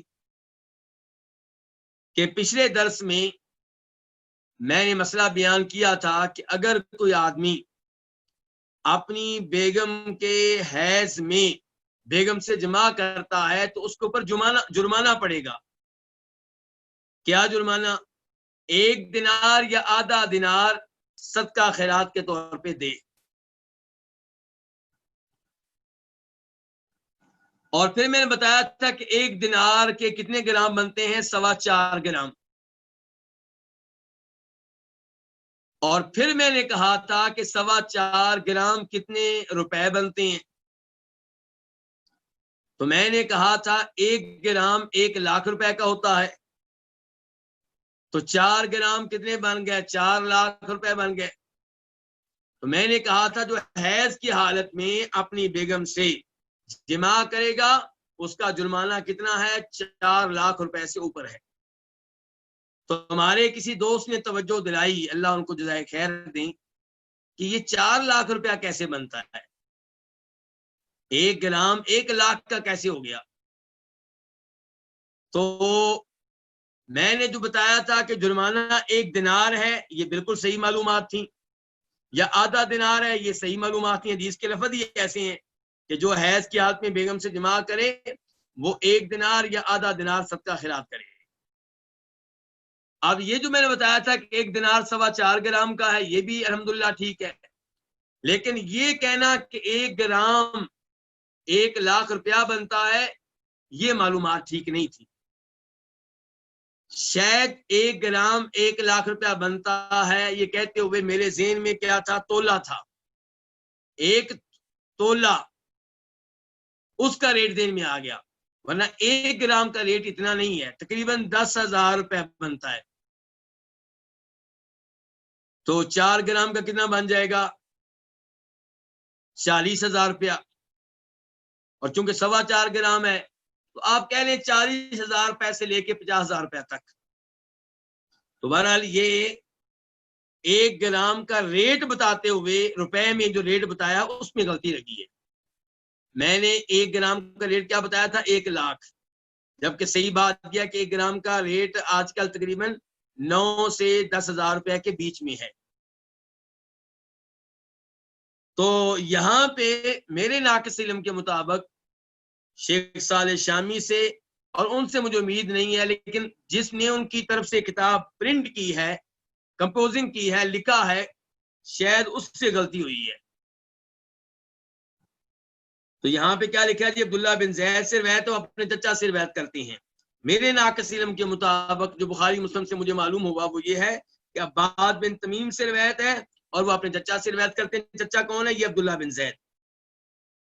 کہ انہو شکا الی رسول اللہ صلی اللہ علیہ وسلم، کہ انہوں نے نبی علیہ الصلوۃ والسلام سے شکایت کی. کنہوں نے؟ چچا نے. کیا شکایت کی؟ شکایت کی کہ الرجل الذی یخیل الیہ، وہ آدمی جسے خیال ہو جاتا ہے انہ یجد الشیء فی الصلاۃ، کہ وہ کوئی چیز پا رہا ہے، محسوس کر رہا ہے نماز میں. نماز پڑھ رہا ہے، نماز میں خیال آتا ہے کہ شاید میری ہوا نکل رہی ہے، شاید پیشاب کا میرا قطرہ جو ہے وہ گر رہا ہے، یعنی کہ اس کو لگ رہا ہے کہ میرا وضو ٹوٹ گیا ہے. ایسا آدمی کیا کرے؟ اور یہاں پہ سوال سمجھ لیں دھیان سے. سوال کیا ہے کہ ایسا آدمی ہے جسے یہ خیال آتا ہے، یہ نہیں ہے کہ یقین ہے، خیال آتا ہے، اسے لگتا ہے کہ وہ کسی چیز کو محسوس کر رہا ہے فی الصلاۃ، نماز میں. فقال، تو آپ علیہ السلام نے جواب دیا لا ينفتل او لا ينصرف، کہ ایسا آدمی نماز سے نہ پھرے، ان کی نماز کو نہ توڑے. لا ينفتل، نہ پھرے، او راوی کو شک ہے، یا آپ نے کہا لا ينفتل یا کہا لا ينصرف، دونوں کا مفہوم ایک ہی ہے کہ ایسا آدمی نماز سے نہ پھرے حتی یسمع صوتا، یہاں تک کہ آواز سن لے. کس کی؟ ہوا نکلنے کی. او یجد ریحا، یا بدبو پا لے. کس کی؟ ہوا نکلنے کی. تو اس حدیث میں علاج بتایا گیا کس کا؟ اس آدمی کا جو وسوسے کا مریض ہو، شکوک و شبہات کا مریض ہو، یہ اس کا علاج ہے کہ جب اس کو لگے کہ شاید میری آواز نکل گئی ہے، یا اس کو لگے کہ پیشاب کا قطرہ جو ہے وہ نکل گیا ہے، تو وہ نماز نہ توڑے، نماز جاری و ساری رکھے، کیونکہ یہ وسوسے شیطان کی طرف سے ہیں۔ ہاں اگر وہ آواز سنے ہوا نکلنے کی یا بدبو محسوس کرے، پھر وہ نماز توڑ دے اور نیا وضو کرے، پھر نماز پڑھے۔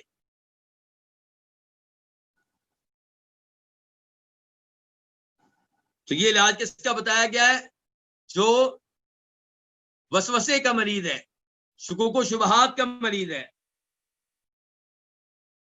اور اس حدیث سے پتہ چلا کہ الاصل بقاء ما کان علی ما کان، کہ جب آپ نے وضو کیا تھا یہ آپ کو یقینی طور پہ پتا ہے، اب وضو کے ٹوٹنے کے بارے میں شک ہے، تو آپ کیا کریں؟ آپ یوں یقین رکھیں کہ آپ کا وضو ہے۔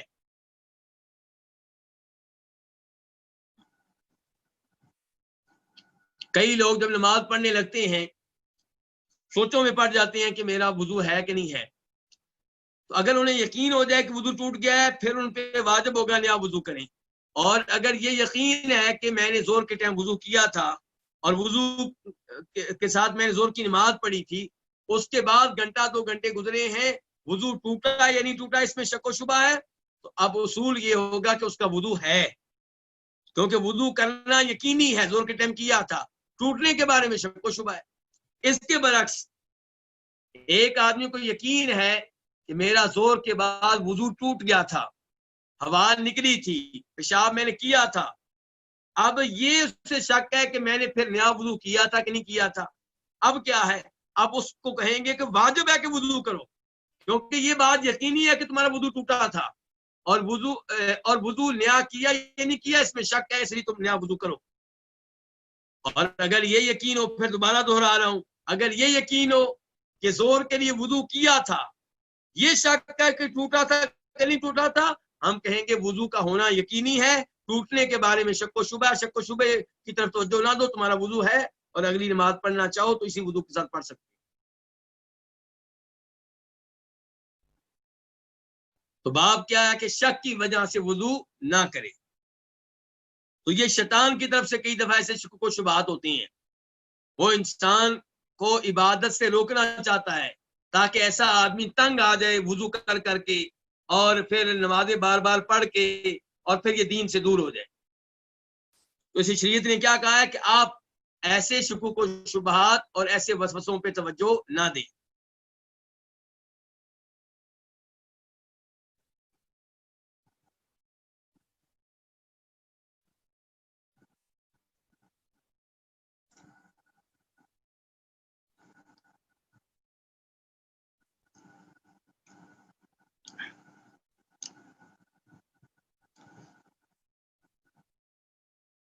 باب نمبر 8، باب التیمن فی الطہور وغیرہ، وضو وغیرہ میں، طہارت وغیرہ میں دائیں طرف سے ابتدا کرنا، دائیں طرف سے آغاز کرنا۔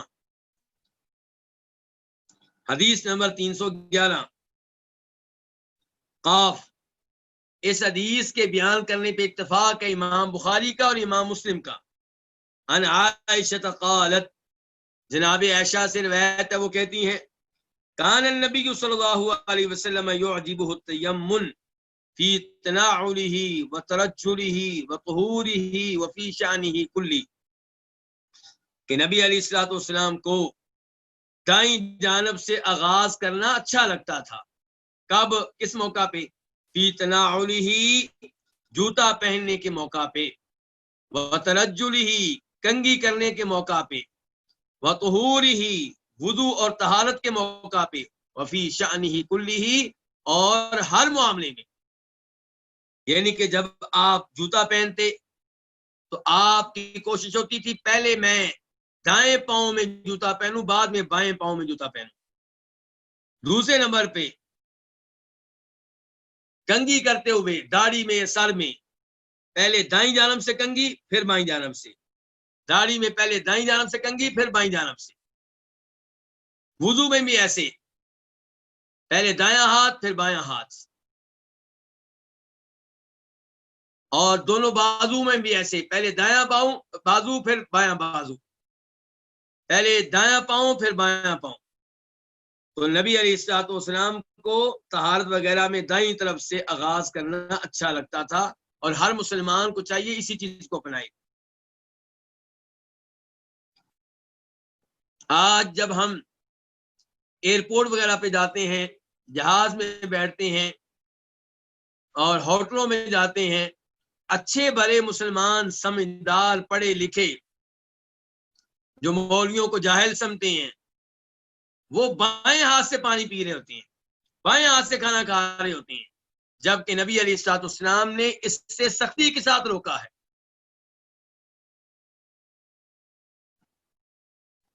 تو اس حدیث کا باب سے تعلق کیا تھا کہ طہارت میں، وضو میں دائیں طرف سے آغاز کرنا۔ اس کے بعد باب کیا ہے؟ باب نمبر 9، باب یتمضمض من الطعام ولا يتوضا، کھانے کی وجہ سے کلی کرے اور وضو نہ کرے۔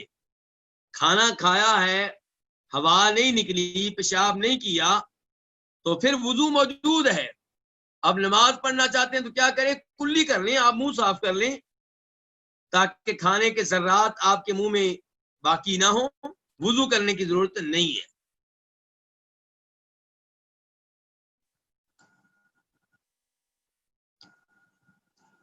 حدیث نمبر 312، خا، اس حدیث کو روایت کرنے والے کون ہیں؟ امام بخاری۔ عن سوید بن نعمان، سوید بن نعمان سے روایت ہے، سوید بن نعمان الاوسی، انه خرج مع رسول اللہ صلی اللہ علیہ وسلم عام خیبر، کہ وہ نکلے نبی علیہ الصلوۃ والسلام کے ساتھ خیبر والے سال، جس سال خیبر والوں سے جہاد ہوا اس سال وہ بھی نبی علیہ السلام کے ساتھ نکلے۔ حتی اذا كانوا بالصحبہ، یہاں تک کہ جب وہ سب کہاں تھے؟ صحابہ مقام پہ، نبی علیہ السلام بھی، سوید بھی، دیگر صحابہ کرام بھی۔ وہی ادنا خیبر، صحابہ کیا چیز ہے جی؟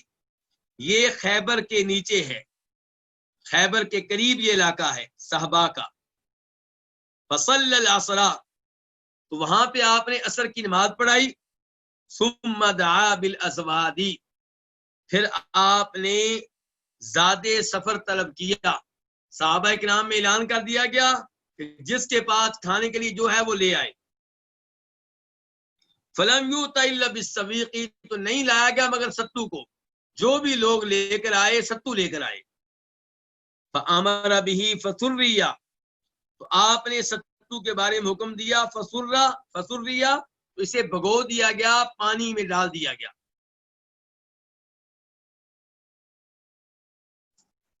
فاکل رسول اللہ صلی اللہ علیہ وسلم، تو نبی علیہ الصلوۃ والسلام نے ستو میں سے کھایا، واکلنا، اور ہم نے بھی کھایا۔ ثم قام الی المغرب، پھر آپ مغرب کی نماز کے لیے اٹھے، کھڑے ہوئے۔ فمضمض، تو آپ نے کلی کی، ومضمضنا، اور ہم نے بھی کلی کی۔ ثم صلی، پھر آپ نے نماز پڑھائی۔ ولم یتوضا، اور آپ نے وضو نہیں کیا۔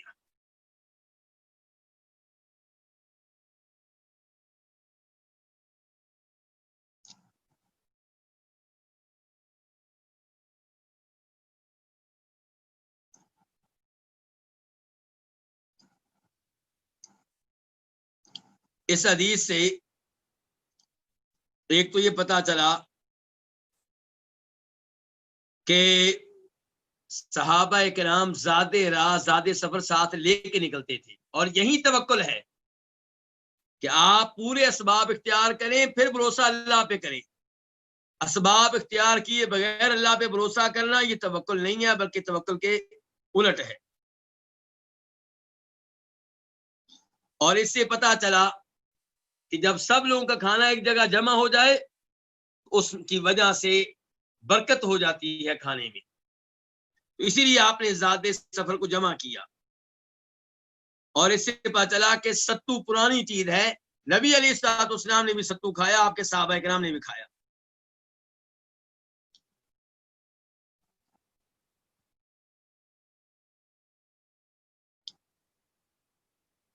اور اس سے پتا چلا کہ جب کوئی چیز کھائی ہو تو نماز پڑھنے سے پہلے کلی کر لیں، منہ صاف کر لیں، تاکہ آپ نماز دھیان سے پڑھ سکیں. اور یہ بھی پتا چلا کہ ایسی چیزیں کھانے سے وضو نہیں ٹوٹتا. اس کے بعد باب کیا؟ باب نمبر 10، باب الوضوء من لحوم الابل، اونٹ کے گوشت سے وضو کرنا. یعنی کہ اگر آپ نے اونٹ کا گوشت کھایا ہے تو پھر وضو کرنا ہوگا. حدیث نمبر 313 میم. اس حدیث کو روایت کرنے والے کون ہیں؟ امام مسلم. عن جابر بن سمرہ ان رجلا سأل رسول اللہ صلی اللہ علیہ وسلم، جابر بن سمرہ سے روایت ہے کہ ایک آدمی نے نبی علیہ السلام سے سوال کیا، اتوضأ من لحوم الغنم، کیا میں بکری کے گوشت کی وجہ سے وضو کروں؟ قال ان شئت فتوضأ وان شئت فلا توضأ، اگر چاہو تو وضو کر لو اور اگر چاہو تو وضو نہ کرو. یعنی کہ تمہیں چوائس دی جا رہی ہے، تمہیں اختیار دیا جا رہا ہے، جو کرنا چاہتے ہو کر لو. قال، اس آدمی نے کہا، اتوضأ من لحوم الابل، کیا اونٹ کے گوشت کی وجہ سے وضو کروں؟ قال نعم، یہاں پہ آپ نے کہا بالکل کرو. فتوضأ من لحوم الابل، اونٹ کے گوشت سے وضو کرو. قال، اس آدمی نے کہا، اصلی فی مرابض الغنم، بکریوں کے باڑے میں نماز پڑھ لیا کروں؟ قال نعم، آپ نے کہا ہاں پڑھ لیا کرو.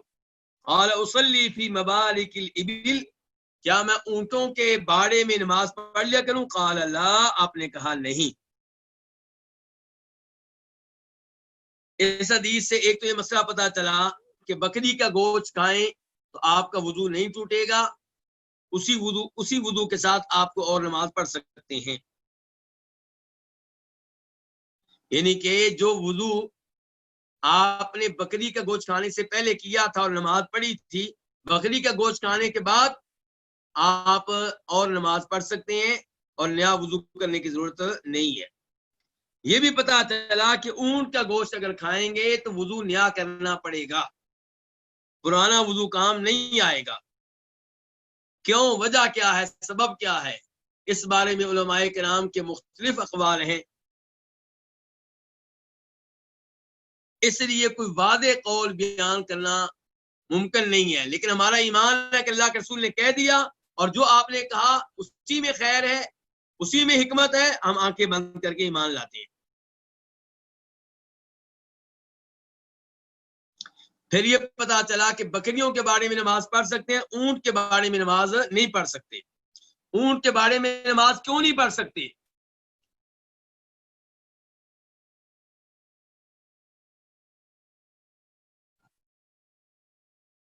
شاید اس کی ایک وجہ یہ ہے کہ اونٹوں کے بارے میں آپ نماز پڑھیں گے تو آپ کو خطرہ رہے گا کوئی اونٹ میرے اوپر حملہ نہ کر دے، تو آپ کی توجہ نماز میں اتنی نہیں ہوگی جتنی اونٹوں کی جانب ہوگی. جبکہ نماز مکمل طور پہ توجہ کے ساتھ پڑھنی چاہیے، توجہ اللہ کی جانب رہے، نماز کی جانب رہے. کئی لوگ کہتے ہیں کہ آپ نے اس لیے روکا اونٹوں کے بارے میں نماز پڑھنے سے کیونکہ اونٹوں کا پیشاب پلید ہوتا ہے تو وہ جگہ پلید ہو جاتی ہے. تو گزارش یہ ہے کہ یہ موقف درست نہیں ہے، کیونکہ نبی علیہ السلام نے کچھ لوگوں کو جو مدینہ میں آ کے بیمار ہو گئے تھے اونٹوں کے دودھ اور اونٹوں کے پیشاب پینے کا حکم دیا تھا، اور انہوں نے پیا اور وہ ٹھیک ہو گئے تھے. آج کی سائنس، میڈیکل سائنس مان رہی ہے کہ اونٹوں کے پیشاب اور دودھ میں پیٹ کی کئی بیماریوں کا علاج ہے.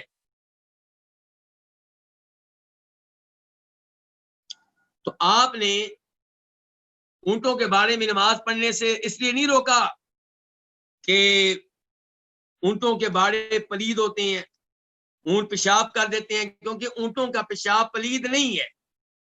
میری یہ باتیں شاید کئی لوگوں کے لیے نئی ہوں. اونٹوں کا پیشاب پلید نہیں ہے، اس کا مطلب یہ نہیں ہے کہ آپ صبح شام پیئیں، میں یہ نہیں کہہ رہا. اگر کبھی مسئلہ بن جائے، کوئی مریض ہے وہ علاج کرنا چاہتا ہے، یا اونٹوں کا مالک ہے وہ کہتا ہے کہ اونٹوں کے پیشاب کی وجہ سے میرے کپڑے پلید رہتے ہیں، میری نماز کا کیا حکم ہے؟ ہم کہیں گے پڑھ لیا کرو. کیوں؟ کیونکہ اونٹوں کا پیشاب پلید نہیں ہے. پلید نہیں ہے، پہلی دلیل دے چکا ہوں. کہ آپ نے کچھ لوگوں سے کہا کہ تم پیو، اور نبی علیہ السلام پلید چیز پینے کا حکم نہیں دے سکتے۔ دوسرے نمبر پہ آپ لوگوں کو یاد ہوگا، آپ لوگوں نے یہ حدیث کئی علماء کرام سے سنی ہوگی کہ نبی علیہ الصلوۃ والسلام نے جب طواف کیا تھا حج میں تو اونٹنی پہ بیٹھ کے کیا تھا، اونٹنی کو بیت اللہ میں لے کر داخل ہوئے۔ اس کا مطلب یہ ہے کہ اونٹنی کا پیشاب پلید نہیں تھا، اسی لیے لے کر داخل ہوئے۔ اگر اس کا پیشاب پلید ہوتا تو آپ اسے لے کر طواف نہ کرتے، ورنہ طواف کے دوران وہ کبھی بھی پیشاب کر سکتی ہے۔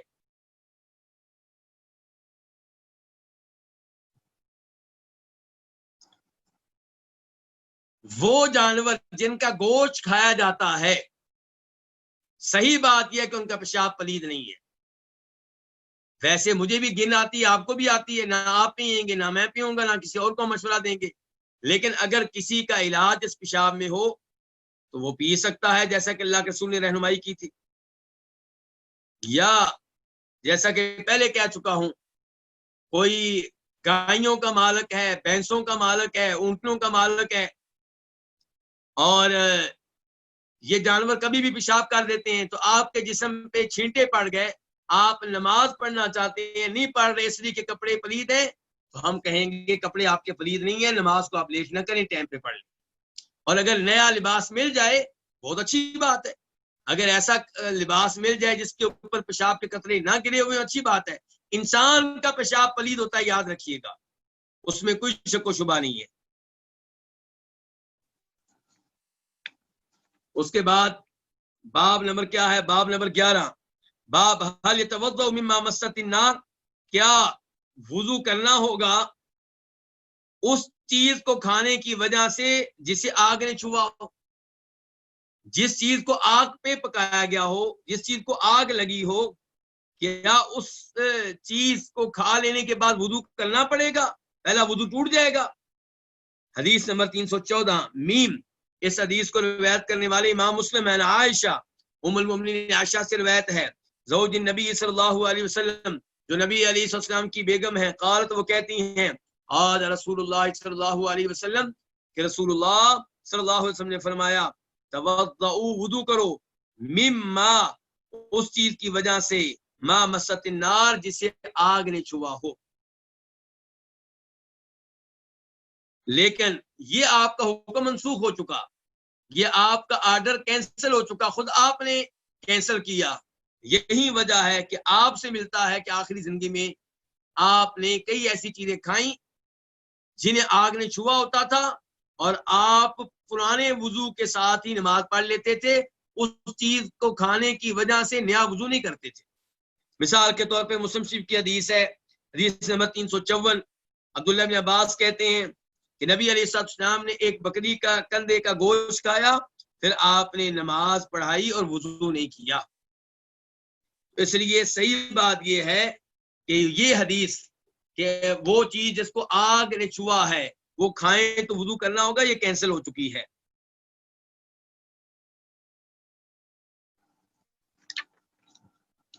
باب نمبر 12، باب نوم الجالس لا ينقض الوضو، جو آدمی بیٹھا ہوا ہو اس کی نیند وضو نہیں توڑتی، ہاں لیٹ جائیں تب آپ کی نیند سے وضو ٹوٹ جائے گا، لیکن جو آدمی بیٹھا ہوا ہے اس کی نیند جو ہے وضو کو نہیں توڑے گی۔ حدیث نمبر 315 قاف، اس حدیث کے روایت کرنے پہ اتفاق ہے، کس کا؟ امام بخاری کا اور امام مسلم کا۔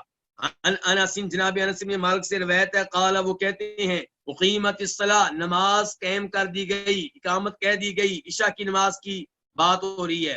نبی صلی اللہ علیہ وسلم یناجی رجلا، جبکہ نبی علیہ السلام سرگوشی کر رہے تھے ایک آدمی سے، مسجد کی ایک کنارے میں، مسجد کے کونے میں، مسجد کی ایک جانب میں، مسجد کے ایک سائڈ میں آپ ایک آدمی سے سرگوشی کر رہے ہیں، اقامت کہہ دی گئی ہے، فما قام الی الصلاۃ، آپ نماز کے لیے نہیں اٹھے، حتی نام القوم، یہاں تک کہ لوگ سونے لگے۔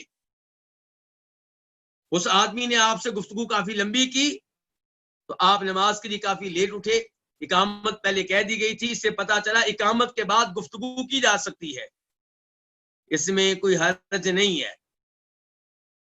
دوسرے نمبر پہ مسجد میں گفتگو کرنا جائز ہے۔ تیسرے نمبر پہ جب سب لوگ موجود ہوں تو پھر ایک آدمی کے ساتھ سرگوشی میں آپ گفتگو کر سکتے ہیں، لیکن جب لوگ ٹوٹل 3 ہوں تو 2 سرگوشی کریں اور ایک اکیلا رہ جائے، یہ جائز نہیں ہے۔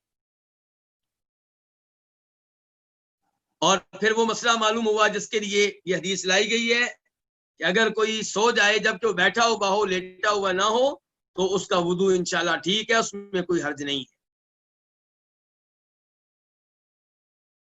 کون سی نیند سے وضو ٹوٹتا ہے، اس بارے میں علماء کرام کے مختلف اقوال ہیں۔ ایک قول یہ ہے کہ اگر آپ لیٹ کر سوئیں گے تو وضو ٹوٹ جائے گا، بیٹھے ہوئے ہوں تو پھر آپ سوئیں تو وضو نہیں ٹوٹے گا۔ اور ایک فرق یہ بیان کیا گیا ہے کہ اگر نیند اتنی گہری ہے کہ آپ کو ہوش نہیں رہتا، آپ کے منہ سے تھوک نکلے آپ کو پتہ نہ چلے، آپ کے قریب میں شور شرابہ ہو آپ کو پتہ نہ چلے، اتنی گہری نیند ہے، اس نیند سے وضو ٹوٹ جاتا ہے، چاہے آپ بیٹھے ہوئے ہوں چاہے آپ لیٹے ہوئے ہوں۔